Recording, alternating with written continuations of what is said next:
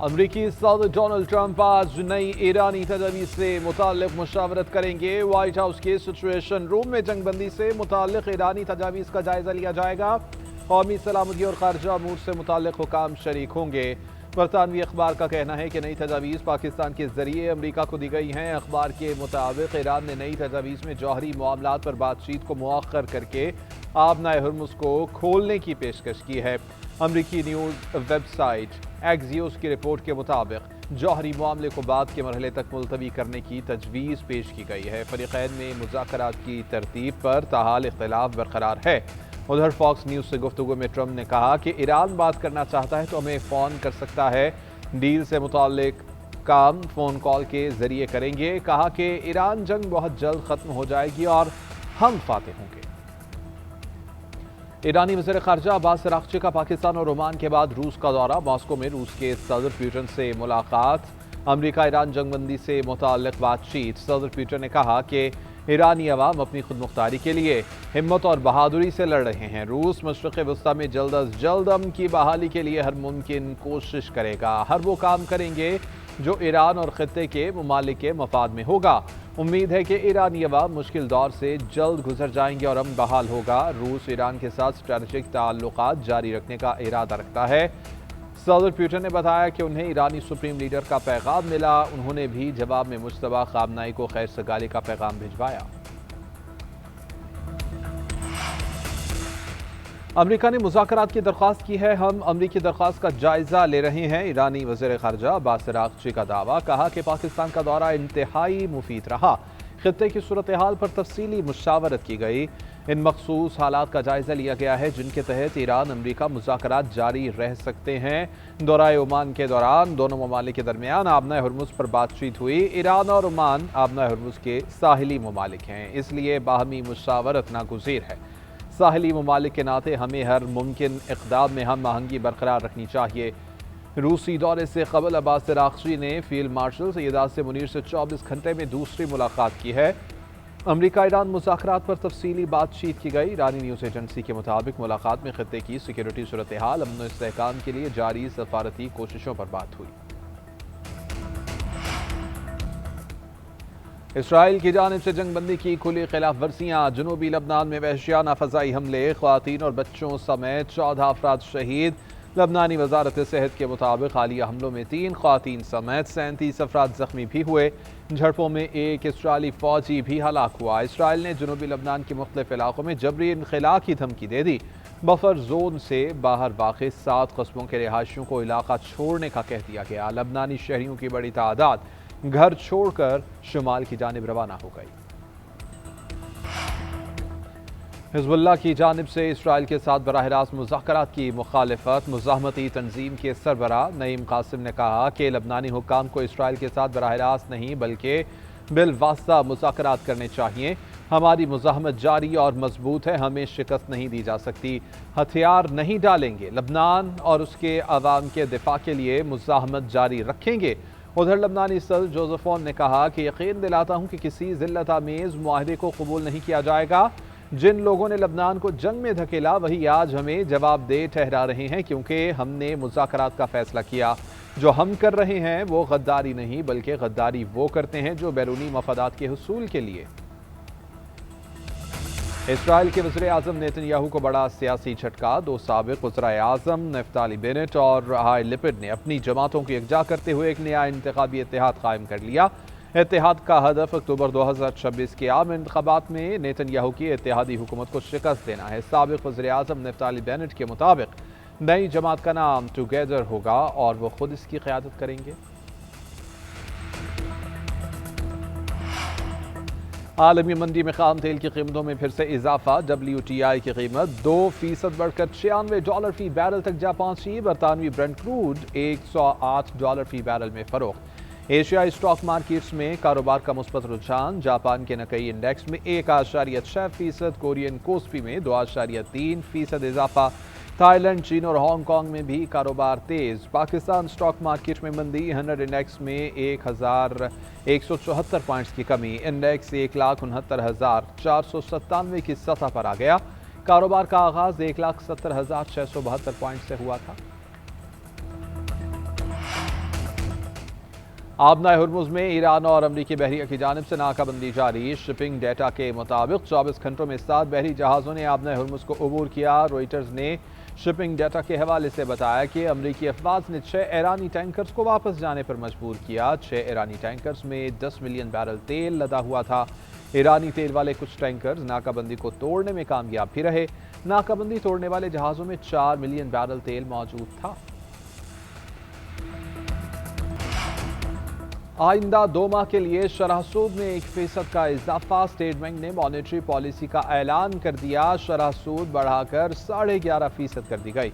Governor state bank Jameel Ahmad की ज़ेर सदारत मॉनेटरी पॉलिसी कमेटी का इजलास state bank head office Karachi में हुआ। मुआशी अशारियों का जायजा लेने के बाद पॉलिसी रेट का फैसला किया गया। मार्च की मॉनेटरी पॉलिसी में शरह सूद 10.5% पर बरकरार रखी गई थी। ज़राए के मुताबिक इजलास में IMF के मुतालबात के तनासुर में भी मौजूदा मालियाती पॉलिसी पर गौर किया गया। खित्ते में जारी कशीदगी, महंगाई और तेल की कीमतों के असरात भी पॉलिसी रेट पर असरअंदाज हुए। PSL के प्ले ऑफ मरहले में शायकीन को स्टेडियम आकर मैच देखने की इजाज़त। वज़ीर-ए-आज़म शहबाज शरीफ से चेयरमैन PCB की मुलाकात। शायकीन के लिए स्टेडियम खोलने से मुताल्लिक मुशावरत की गई। चेयरमैन PCB मोहसिन नकवी ने सोशल मीडिया पर लिखा कि प्ले ऑफ मरहले के मैचेस शायकीन क्रिकेट स्टेडियम आकर देख सकेंगे। शायकीन स्टेडियम आने के लिए पब्लिक ट्रांसपोर्ट का इस्तेमाल करें। ईंधन का कम से कम इस्तेमाल किया जाए ताकि किफ़ायतशारी मुहिम को जारी रखा जा सके।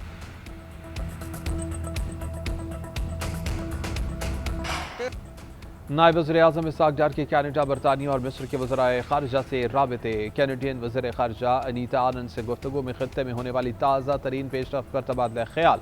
मशरिक़ वस्ता में अमन के लिए पाकिस्तानी कोशिशों से आगाह किया। बरतानवी वज़ीर ख़ारिजा यूएच कोपर से गुफ्तगू में खित्ते में अमन और इस्तेहकाम को फ़रोग़ देने की कोशिशों पर बातचीत हुई।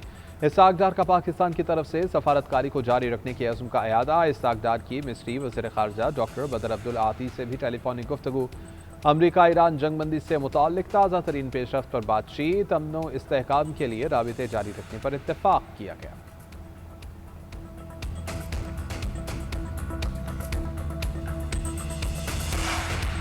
मशरिक़ वस्ता में कशीदगी के खात्मे के लिए आलमी राबितों में तेज़ी। क़तर के वज़ीर-ए-आज़म का सऊदी वज़ीर ख़ारिजा से राबिता। अमरीका ईरान कशीदगी और खित्ते की सूरत हाल पर तबादला ख्याल।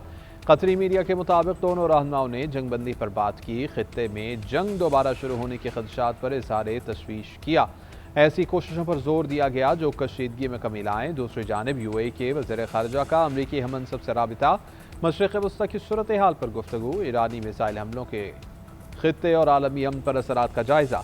UAE ने अमरीकी हिमायत और यकजहती पर इज़हार तशक्कुर किया। खित्ते में पायदार अमन और इस्तेहकाम के लिए मुश्तरका इक़दामात पर तबादला ख्याल किया गया। ईरानी सफ़ीर रज़ा अमीरी मुक़द्दम का कामयाब सफारती काविशों पर पाकिस्तान से इज़हार तशक्कुर। एक्स पर पैगाम में कहा कि वज़ीर-ए-आज़म और फील्ड मार्शल का जंगबंदी में किरदार काबिल तहसीन है। ईरानी वफ़द के दौरे में सिक्योरिटी इक़दामात और मेहमान नवाजी पर शुक्रिया अदा करते हैं।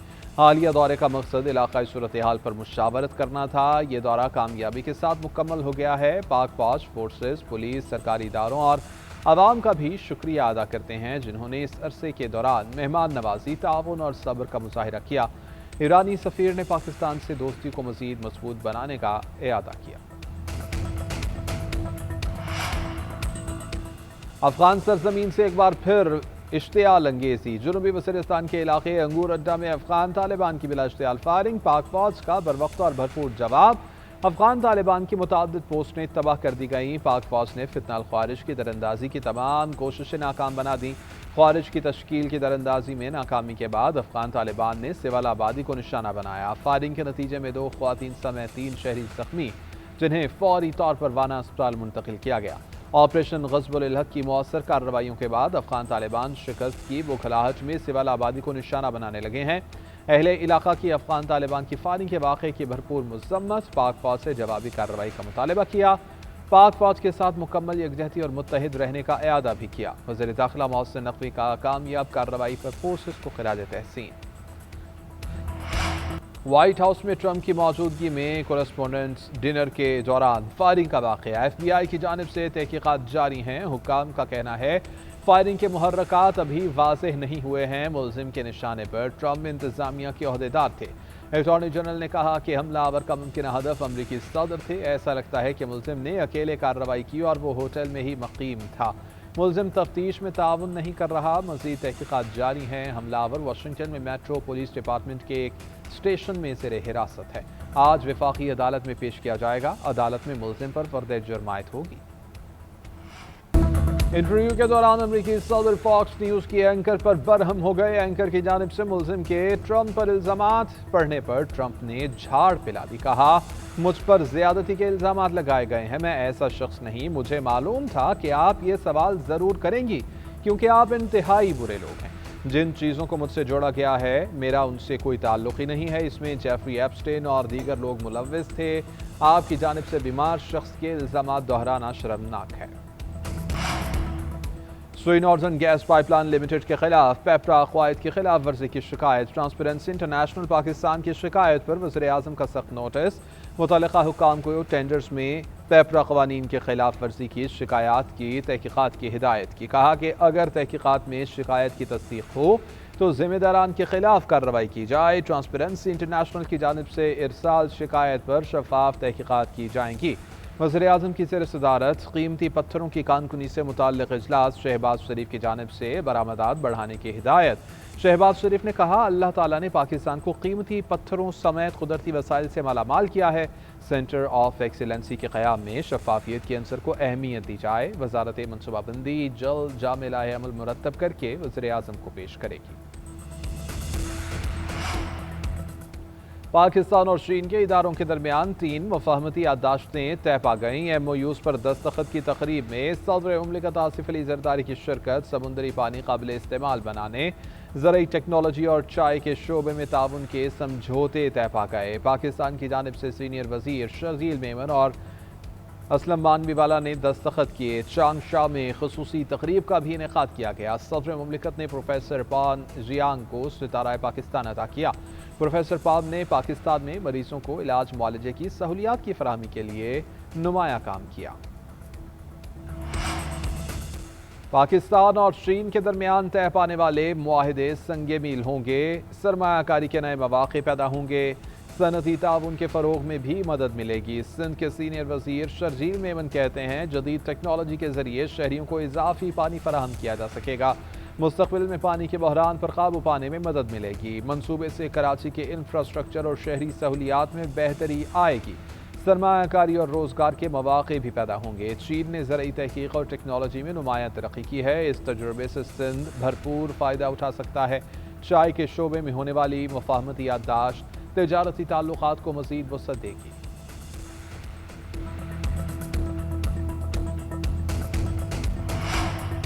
وزیر اعلیٰ پنجاب کی زیر صدارت سوشل ویلفیئر سے متعلق خصوصی اجلاس۔ فلاحی کاموں پر پیش رفت کا جائزہ۔ راشن کارڈ، ہمت کارڈ اور مینورٹی کارڈ کے ذریعے 16 لاکھ سے زائد افراد مستفید ہوئے۔ مریم کو بتائیں پروگرام سے مزید 50,000 افراد کو راشن کارڈ میں شامل کرنے کا فیصلہ۔ دھیرانی پروگرام کے تحت 5,000 اجتماعی شادیوں کا انعقاد کیا گیا۔ ہدف 9,000 تک بڑھانے کی ہدایت۔ زکوٰۃ فنڈ سے ادویات فراہمی کے نظام کو ڈیجیٹل کرنے کا فیصلہ۔ گداگروں کے ڈیٹا اور میپنگ کا اصولی فیصلہ۔ وزیر اعلیٰ مریم نواز نے کہا ہے کہ حکومت کا مقصد عام آدمی کی فلاح و بہبود ہے۔ سوشل ویلفیئر نظام کو یورپی طرز پر عوام دوست بنایا جائے گا۔ کم آمدن افراد کی بحالی کے لیے ہر ممکن اقدامات کیے جائیں گے۔ پنجاب اسمبلی نے کم عمر بچوں کی شادی کی ممانعت کا بل منظور کر لیا۔ شادی کی کم از کم عمر 18 سال مقرر کر دی گئی۔ کم عمر کی شادی پر 3 سال کی سزا ہوگی۔ اپوزیشن کی تمام ترامیم مسترد۔ بل پر اپوزیشن کے ساتھ ساتھ چند حکومتی اراکین کا بھی اعتراض۔ عظمیٰ بخاری نے کہا کہ کچھ لوگ قبیلے کی روایات کو کم عمر کی شادی کا جواز بناتے ہیں۔ بچیوں کی شادی ان کی تعلیم مکمل ہونے پر کرنی چاہیے۔ سندھ اسمبلی سے منظور ہونے پر بل کی اسلامی شرعی عدالت نے حوصلہ افزائی کی۔ وفاقی آئینی عدالت نے پاسپورٹ اینڈ امیگریشن رولز کی کالعدم دفعات بحال کر دیں۔ شہریوں کے نام پاسپورٹ کنٹرول لسٹ میں شامل کرنے کا اختیار بحال۔ حکومت کا شہریوں کے پاسپورٹ غیر فعال قرار دینے کا اختیار بھی بحال کر دیا۔ لاہور ہائی کورٹ کا فیصلہ معطل، حکومتی اپیل سماعت کے لیے منظور۔ جسٹس حسن اظہر رضوی کی سربراہی میں 2 رکنی بینچ نے فریقین کو نوٹس جاری کر دیے۔ عدالت نے استفسار کیا کہ کیا یہ ڈنکی لگا کر جانے والوں کا کیس ہے۔ ایڈیشنل اٹارنی جنرل نے بتایا کہ فرحان علی نامی شہری غیر قانونی طور پر ایران گیا، جہاں سے ڈیپورٹ ہوا تھا۔ غیر قانونی اقدامات پر پاسپورٹ کنٹرول لسٹ میں نام شامل کیا گیا۔ عدالت نے سماعت غیر معینہ مدت تک کے لیے ملتوی کر دی۔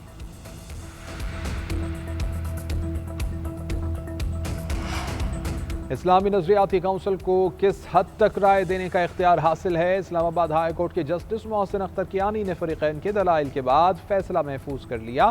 درخواست گزار نے سوال کیا کہ فیصلہ کب سنایا جائے گا۔ جسٹس محسن اختر کیانی نے ریمارکس دیے کہ فیصلہ آج ہی سنا دیا جائے گا، ویسے بھی ہمارے پاس 24 گھنٹے ہی رہ گئے ہیں۔ ججز ٹرانسفر کی خبروں پر وکلاء اور بینچ کے درمیان اہم مکالمہ۔ وکیل نے کہا کہ ججز کے تبادلے اور نئے ججز کی تعیناتی کی خبریں آ رہی ہیں۔ جسٹس محسن اختر کیانی نے کہا کہ کسی نے تو ہائی کورٹ میں کام کرنا ہے، نئے آنے والے پتہ نہیں کب آئیں گے، جو ہیں انہوں نے تو کام کرنا ہے۔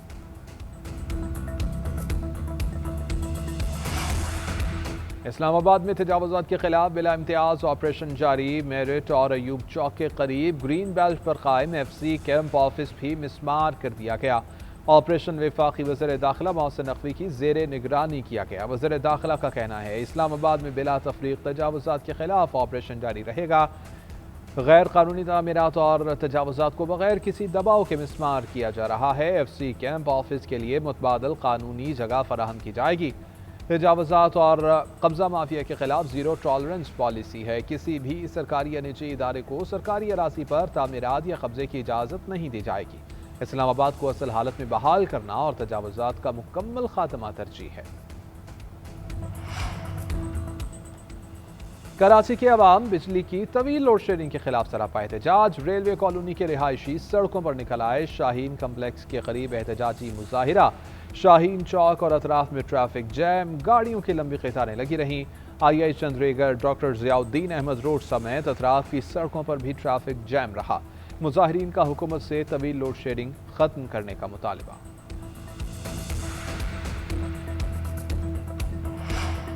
ملک بھر میں شدید گرمی کی لہر جاری۔ محکمہ موسمیات نے اپریل کے آخری دنوں اور مئی کے آغاز پر ہیٹ ویو کی پہلی لہر کا امکان ظاہر کر دیا۔ ملک کے مختلف علاقوں میں درجہ حرارت 43 سے 45 ڈگری سینٹی گریڈ تک پہنچنے کی پیشگوئی، جبکہ جنوبی پنجاب، سندھ اور بلوچستان شدید گرمی کی لپیٹ میں آئیں گے۔ 3 سے 5 مئی کے دوران مغربی ہواؤں کا نیا سلسلہ ملک میں داخل ہونے کا امکان ہے۔ شہری غیر ضروری دھوپ پر جانے سے گریز کریں۔ پانی کا زیادہ استعمال یقینی بنائیں۔ محکمہ موسمیات کی متعلقہ اداروں کو الرٹ رہنے اور پیش کی اقدامات کی ہدایت۔